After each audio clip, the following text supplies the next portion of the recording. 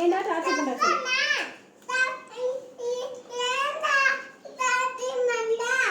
உன்னை என்ன பண்ற பாருங்க. அது பாருங்க.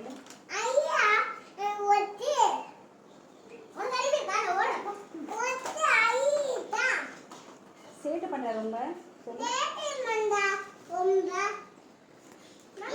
டாடி கம்ப்ளைண்ட் பண்ணுங்க.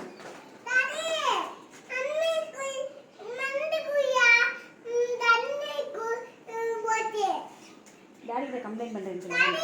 அவன்கிட்ட சொல்லு டாடி கிட்ட கம்ப்ளைண்ட் பண்றேன்.